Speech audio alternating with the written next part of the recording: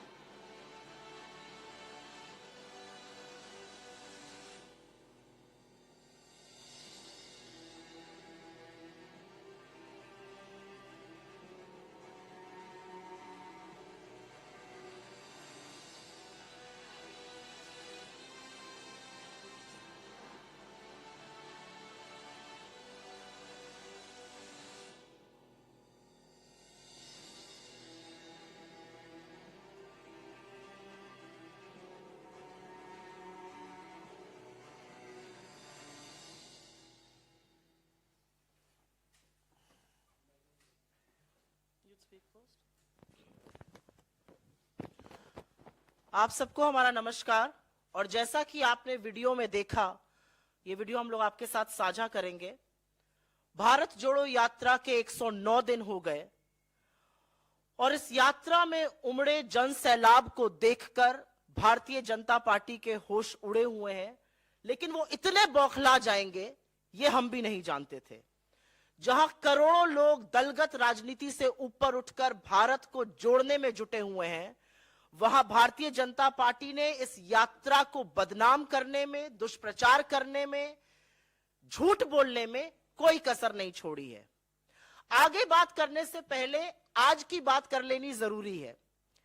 भाजपा के नेता कह रहे थे राहुल जी क्रिसमस की छुट्टी मनाने विदेश जा रहे हैं, लेकिन आज कड़ाके की सर्दी में जब भारतीय जनता पार्टी के मंत्री, बददिमाग प्रवक्ता और नेता कंबल ओढ़कर भारत को तोड़ने में लगे थे, तो राहुल जी महात्मा गांधी की समाधि पर, नेहरू जी की समाधि पर, इंदिरा जी की समाधि पर, राजीव जी की समाधि पर, चौधरी चरण सिंह की समाधि पर और अटल जी की समाधि पर नमन कर कर अपनी तपस्या पूरी कर रहे थे।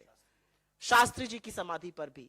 और यहां पर जयराम सर ने कुछ दिनों पहले बोला था कि इनको माफी मांगनी चाहिए ये झूठ बोलने के लिए।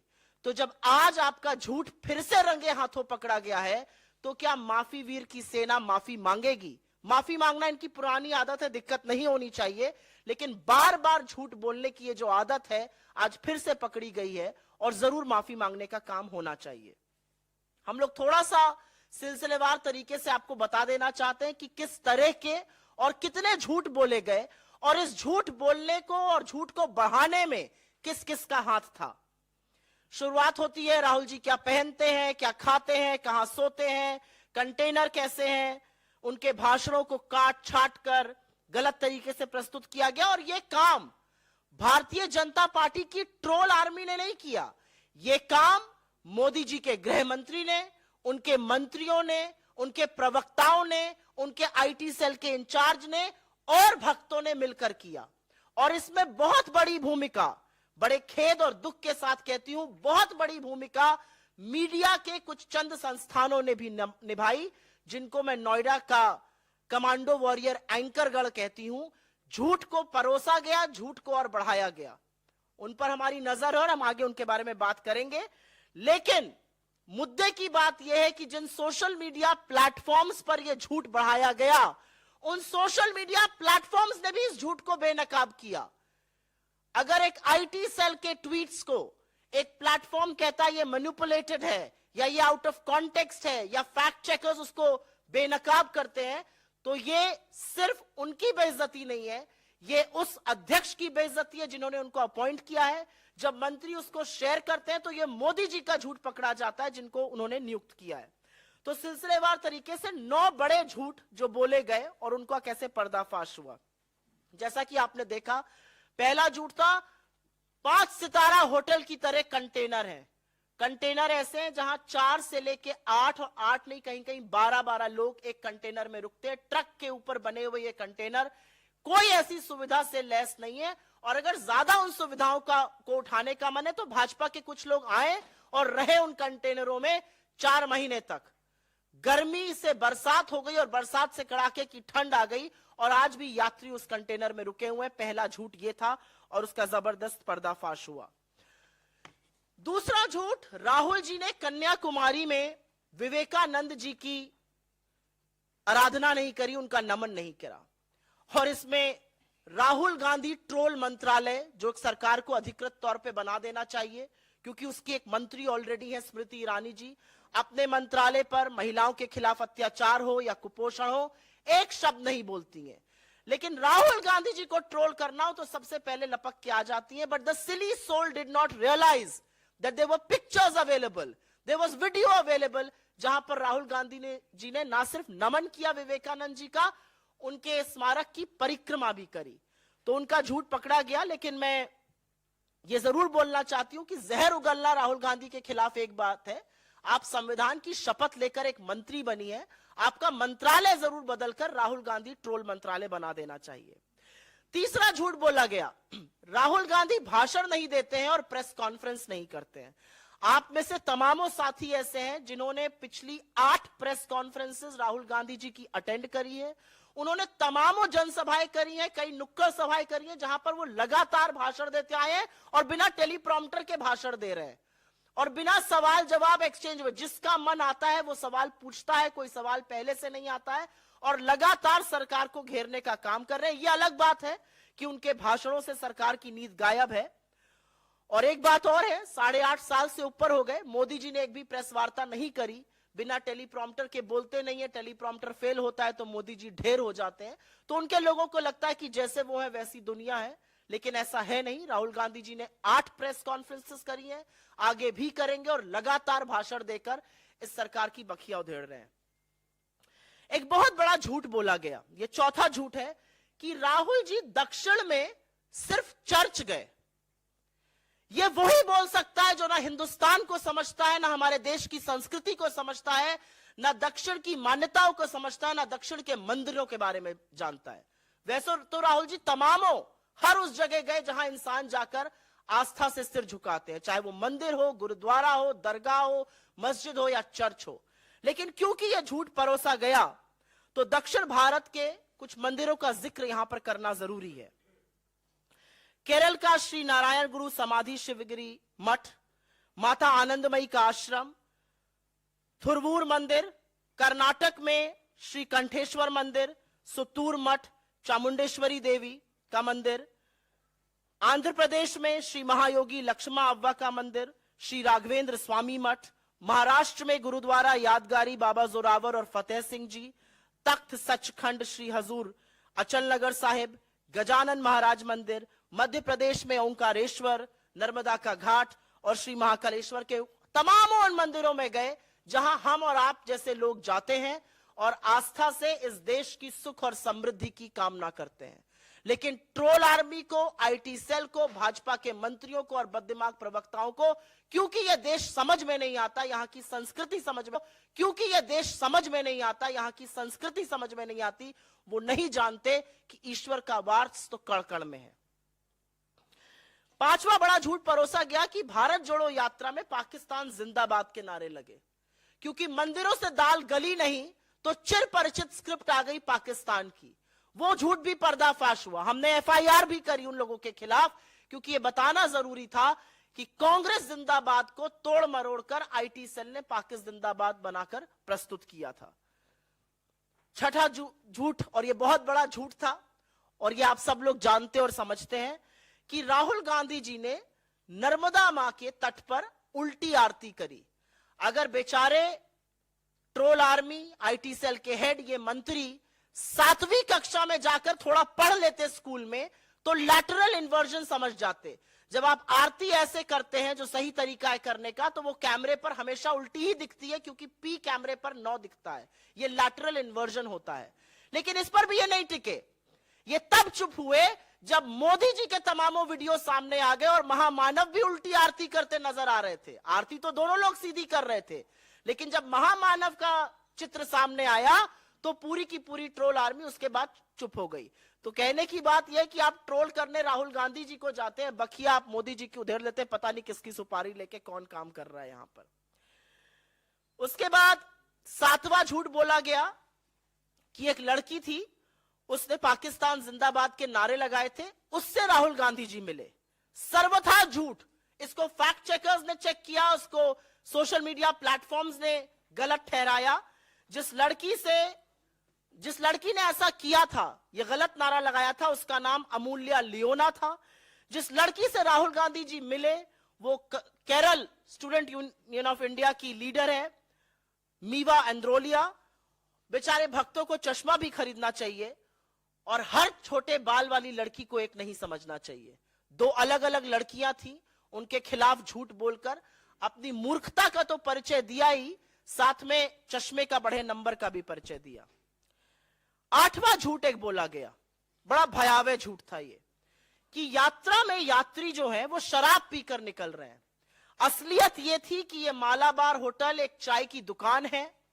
हम लोगों ने उसकी जीपीएस लोकेशन भी रिलीज करी और वहां पर ओचिरा कोल्लम में ये दुकान थी। वहां पर चाय ब्रेक के लिए सब लोग निकले थे और वहीं से यात्रा की पुनः शुरुआत हुई थी। वहां के एक वीडियो को गलत तरीके से प्रस्तुत किया गया। इतने झल्लाए, इतने बौखलाए हुए ये लोग हैं कि चाय पीना इनको मदिरा नजर आता है, जैसा कि इनकी रैलीज में होता है। आज के लिए हम नवा और अंतिम झूठ आपके सामने बता रहे हैं और ये कुछ ही दिन पहले हुआ। फेक न्यूज के सरगना बीजेपी के आईटी सेल के हेड, उन्होंने ट्वीट करते हुए बोला और तमाम लोग उसके बाद उसको फैलाने लगे, उसमें से कुछ चरण चुंबक एंकर भी थे, कि कैसे पूर्व केंद्रीय मंत्री भंवर जितेंद्र सिंह जी ने राहुल गांधी जी के जूते के फीते बांधे। असलियत यह थी कि उनके जूते के फीते खुल गए थे, वो राहुल जी के साथ आगे चल रहे थे। राहुल जी ने उनको अपने जूते के फीते बांधने के लिए कहा। अगर वो रुकते तो कारवां और बढ़ जाता और पीछे से काफी भीड़ आती है, तो राहुल गांधी जी खुद रुक गए। वो आए बीच में, उन्होंने अपने जूते का फीता बांधा और इस पर उन्होंने वीडियो भी रिलीज किया और स्पष्टीकरण भी दिया। लेकिन बेचारे लोग लगे रहे, और कब तक लगे रहे, क्योंकि विडंबना ऐसी थी कि राहुल गांधी जी जो जूता पहनते हैं, और हां मैंने वो वीडियो रिलीज किया, मैंने वो पिक्चर रिलीज करी, जो राहुल गांधी जी वीडियो पहनते हैं वो लेस लॉक्ड है, उसमें लेस बांधनी ही नहीं पड़ती है।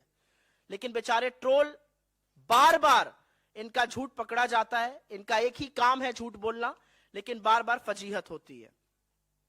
मेरा अपना मानना है कि यह झूठ भारतीय जनता पार्टी की troll army, Bharatiya Janata party के प्रवक्ता, इनके मंत्री, इनके लोग अपने आप से नहीं बोल रहे हैं। इनकी नियुक्ति या तो मोदी जी ने करी है या नड्डा जी ने करी है, और इसीलिए the buck on all of these lies stops with them. उनके दरवाजे पर आकर ये सारे झूठ रुक जाते हैं। ये झूठ और दुष्प्रचार का काम उन्हीं लोगों ने किया है। हम ये जानते थे कि लोगों को भारत जोड़ता देखकर तानाशाह परेशान जरूर होगा, लेकिन माफी वीरों के इन झूठों को झूठ का पुलिंदा बनाते देखकर शायद थोड़ा सा तरस भी आता है।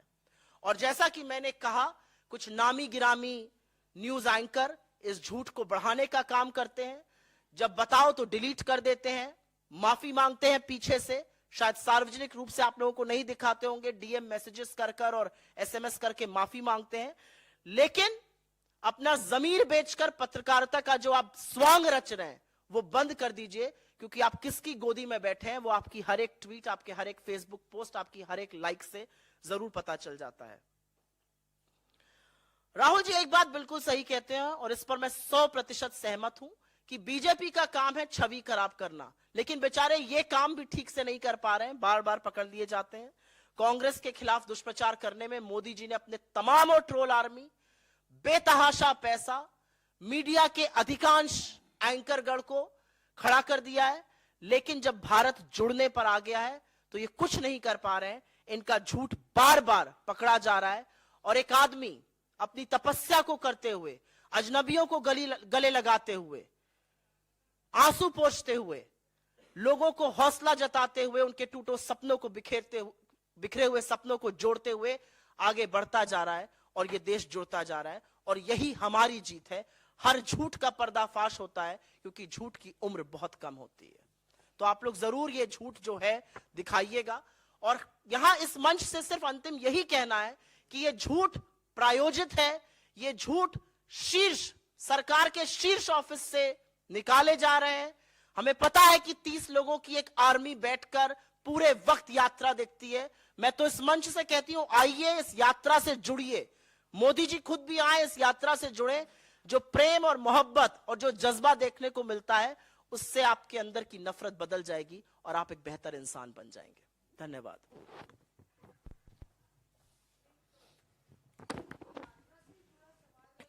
एक मिनट, मैं अभी सुप्रिया जी ने आपको 9 मिसाल गिनाए हैं झूठ का। मैं आपको एक 10वां उदाहरण देना चाहता हूं। जिस तरीके से संवैधानिक और कानूनी संस्थाओं के द्वारा प्रयास किया गया है भारत जोड़ो यात्रा को बदनाम करने के लिए और पटरी से हटाने के लिए, डिरेल करने के लिए, इन संस्थाओं का दुरुपयोग हुआ है। हमें नोटिस मिला इलेक्शन कमीशन से, हमें नोटिस मिला national commission on protection of child rights से कि राहुल जी गए थे, एक on the spot painting competition था, वहाँ प्राइज डिस्ट्रीब्यूशन समारोह था और मुश्किल से 10-12 मिनट वहाँ राहुल जी रुके कन्याकुमारी के पास और उसको लेकर एक बवाल मच गया। हमें नोटिस मिली, मुझे खुद इलेक्शन कमीशन में जाना पड़ा, स्पष्टीकरण मैंने दिया, हमने एक विस्तार से जवाब भी दिया। पर जब प्रधानमंत्री खुद गुजरात के चुनाव के अभियान के दौरान एक छोटी बच्ची का इस्तेमाल करते हैं और उनसे बहुत कुछ बुलवाते हैं, उस पर जब हमने इलेक्शन कमीशन को अवगत कराया, एनसीपीसीआर को हमने शिकायत की, उस पर चुप्पी, उस पर कोई कार्रवाई नहीं, कोई नोटिस नहीं प्रधानमंत्री को या बीजेपी के पार्टी को। ये दोहरे मापदंड है। अभी 2-3 दिन पहले हरियाणा में कई लोग मुझे आकर मिले और कहे आईबी के कुछ जो अफसर हैं उनसे पूछताछ कर रहे हैं। आप क्यों मिले, किस विषय पर बात हुई, आपने कुछ राहुल जी को ज्ञापन दिया, उसकी हमें कॉपी मिल सकती है। किसान संगठन, सामाजिक कार्यकर्ता, पूर्व सैनिक, सबसे आईबी के अफसरों ने बात की। हमें कुछ छुपाने की कोई जरूरत नहीं है, पूरी पारदर्शिता से भारत जोड़ो यात्रा चल रहा है। ये ही नहीं, हमारे कैंपसाइट में 2 दिन पहले एक कंटेनर के अंदर 2 इंटेलिजेंस के अफसर हरियाणा सरकार के वो पाए गए। किसी ने देखा उनको, तब उनको पकड़ा, पूछा क्या कर रहे हो कंटेनर में। वो कह रहे हैं हम टॉयलेट इस्तेमाल कर रहे हैं। कैंपसाइट में टॉयलेटों की कमी नहीं है, पर वही कंटेनर में जाना मैं समझता हूं ये जानबूझकर किया गया था। और हमने सोना पुलिस स्टेशन में शिकायत भी की।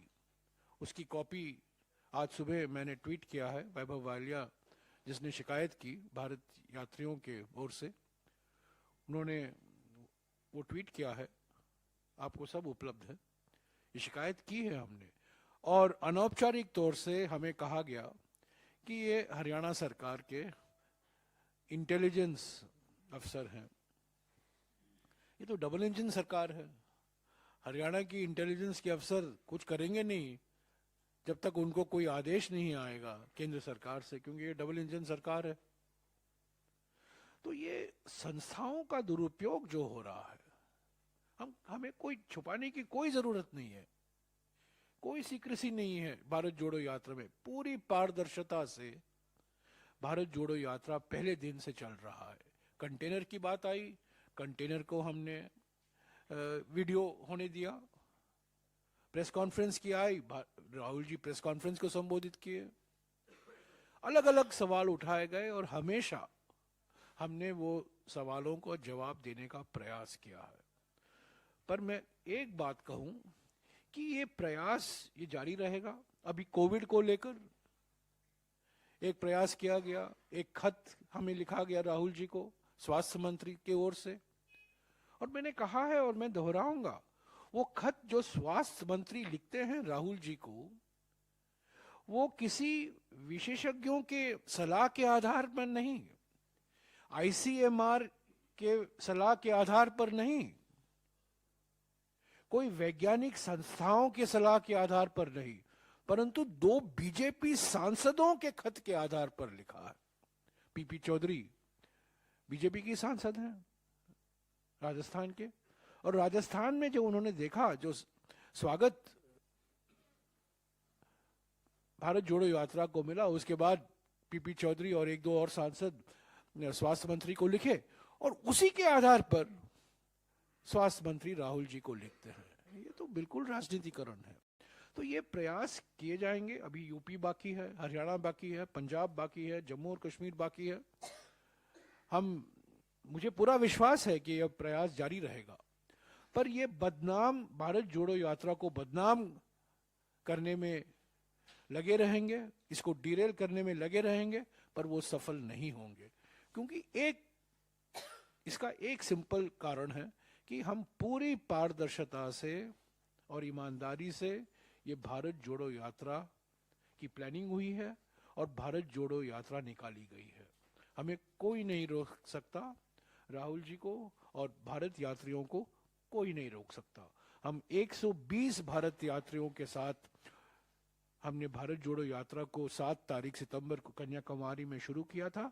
आज 150 भारत यात्री हैं, और मैं उम्मीद करता हूं कि जब हम श्रीनगर पहुंचेंगे तब भारत यात्रियों की संख्या 200 हो जाएगी। अलग अलग राज्यों से लोग आ रहे हैं भारत जोड़ो यात्रा। उनको फॉर्मली भारत यात्री का डेजिग्नेशन नहीं दिया गया है, पर अभी कुछ ही दिनों में हरियाणा में, पंजाब में, यूपी में और जम्मू और कश्मीर में जब आप देखेंगे, जो 120 की जो संख्या थी जिसकी शुरुआत हमने की थी राहुल जी के साथ, वो संख्या 200 तक पहुंच जाएगी। शुक्रिया।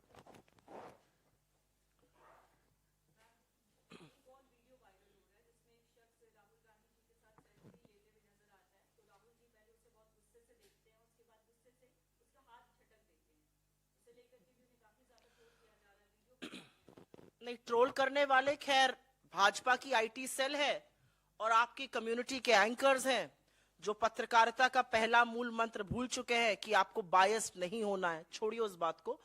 एक बुजुर्ग व्यक्ति आए थे राहुल जी के साथ, वो तस्वीर लेना चाह रहे थे और बार बार जो सेल्फी लेने वाला व्यक्ति था उनके सामने कैमरा कर रहा था। आप वीडियो की स्पीड को जब बढ़ा देते हैं तो लगता है हाथ झटक रहा है। ओरिजिनल वीडियो में वो उसका हाथ नीचे ही कर रहे हैं, जैसा हम लोग कई बार सार्वजनिक जीवन में करते हैं। ये कोई मुद्दा ही नहीं है। जी,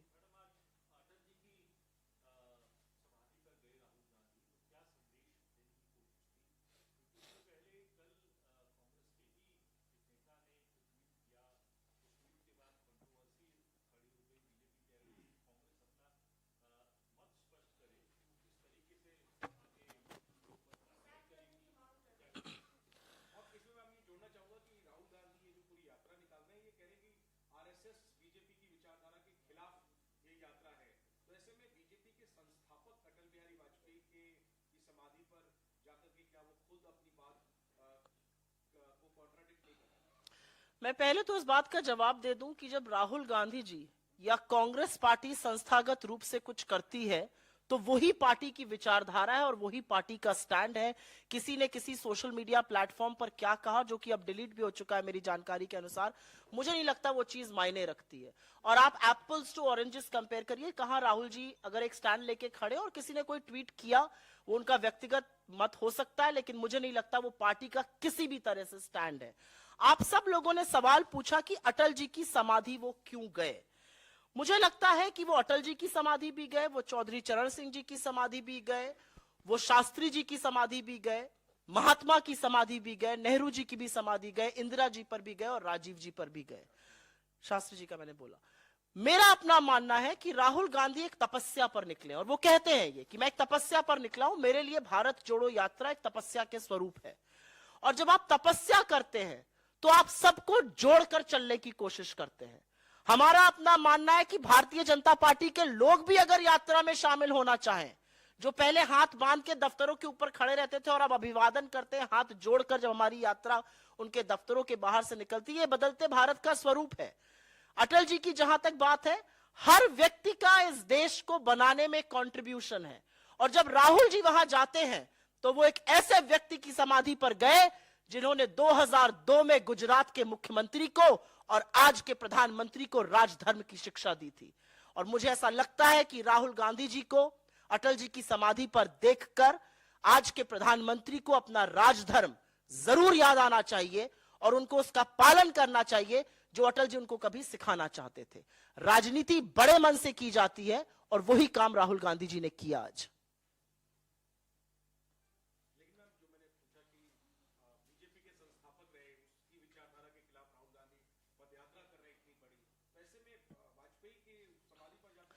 इस लोकतंत्र में हर विचारधारा समावेशित होती है। लोकतंत्र सिर्फ कांग्रेस है, हम ये बिल्कुल नहीं मांगते। हम नहीं सोचते कि भाजपा मुक्त देश हो जाना चाहिए। हमारा अपना मानना है कि हर विचारधारा की अपनी जगह है, लेकिन अगर विचारधारा का ये विषाक्त रूप जो आज देखने को मिल रहा है, विचारधारा के नाम पर अगर एक पर्टिकुलर कम्युनिटी को, शोषित वंचित समाज को अगर आप टारगेट करेंगे, उनको मारेंगे, उनको पीटेंगे, तो जरूर हम उसके खिलाफ बोलेंगे। मुझे नहीं लगता कि अटल जी की सरकार में अगर अटल जी प्रधानमंत्री थे और उन्होंने अपने मुख्यमंत्री से कहा राजधर्म का पालन करो, तो जिस विचारधारा का उल्लेख आप कर रहे हैं उन्होंने वो नहीं किया था। वो संविधान के साथ खड़े थे और संविधान में सबके हितों की बात कर रहे थे। The same thing. I think a lot is being made out about somebody's tweet. I think when Rahul Gandhi stands up for something, that is the party's stand. The person in question has also deleted it, to the best of my knowledge. But that is, he has emphatically deleted it. But that is not the issue. The issue is that when Rahul Gandhi goes and pays homage at the samadhis of whether it's Rajiv ji or Indira ji or Shastri ji, Nehru ji, Mahatma, Chaudhary Charan Singh, or even Atal Bihari Vajpayee ji, he's actually paying homage to each and every individual who has built this country. And Vajpayee ji is one of them. And quite frankly, Atal Bihari Vajpayee was the Prime Minister who told then Gujarat Chief Minister in 2002 and today's Prime Minister to follow the Raj Dharma, which was to follow the Constitution. He told him that lesson. It's a pity Mr. Modi never learned that lesson and he has kept the Constitution at bay.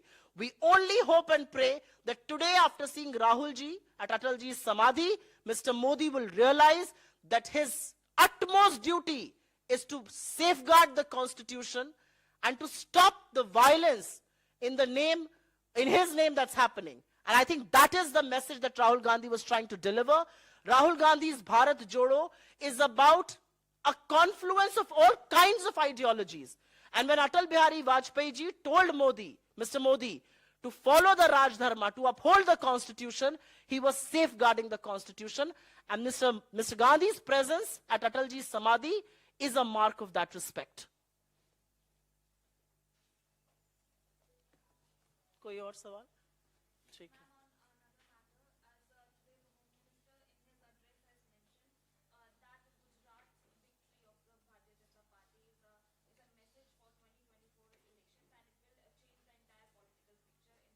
And what does he have to say about our victory in Himachal? Does that not change the political picture in this country? What does he have to say the hands down victory of the Congress party in the गढ़ में घुसकर हराया है नागपुर में हमने Bharatiya Janata party को, उसके बारे में वो क्या कहेंगे?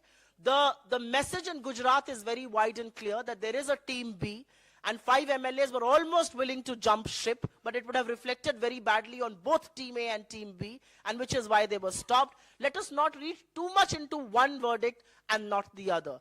If Gujarat was a reflection of that, then what is Himachal a reflection of? Somebody should turn around and ask the Home Minister these questions.